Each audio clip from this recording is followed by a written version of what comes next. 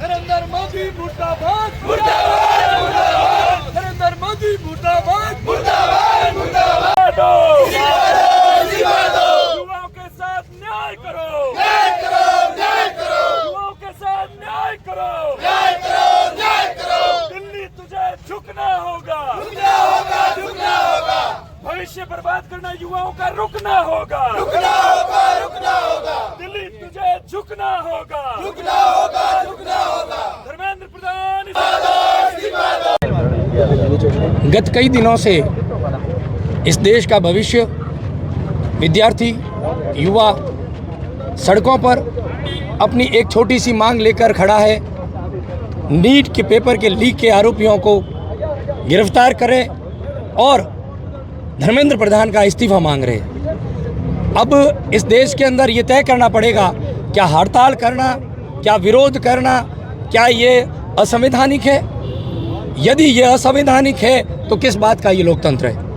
आज देश के युवा कल जो अपनी एक मांग लेकर संसद पहुंचे थे, वो संसद क्यों पहुंच रहे थे, सोचने का विषय ये है। यदि सरकार उनके पास पहुंच जाती, सरकार उनकी बात समझ लेती तो उनको संसद तक पहुंचने का मौका ही नहीं मिलता।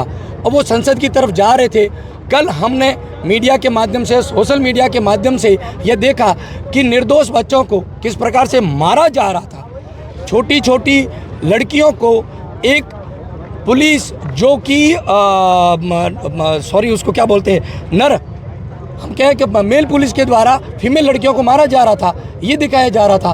तो ये क्रूरता के खिलाफ आज हम लोग नरेंद्र मोदी का पुतला जलाया है और धर्मेंद्र प्रधान के इस्तीफे की मांग की है। बीजेपी कह रही है कि कांग्रेस जो है वो राजनीतिक ड्रामा कर रही है।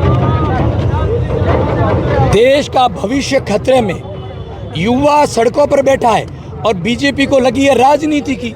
यहाँ राजनीति है ही नहीं। किसने कह दिया राजनीति है? यदि राजनीति होता तो वहाँ पर उस आंदोलन का नेतृत्व राजनीतिक दल करते। ये बच्चे कर रहे थे, ये छात्र कर रहे थे, विद्यार्थी कर रहे थे। बीजेपी को जब को जवाब नहीं होता है तब हर समय यही बात करती है, राजनीति नहीं करनी नहीं चाहिए। तो बीजेपी क्या कर रही है? राहुल गांधी समेत कई नेताओं को जो है वो वहाँ से उठाया गया है। आपको नहीं लगता है कि लोकतंत्र में जो है विपक्ष की आवाज़ दबाई जा रही है?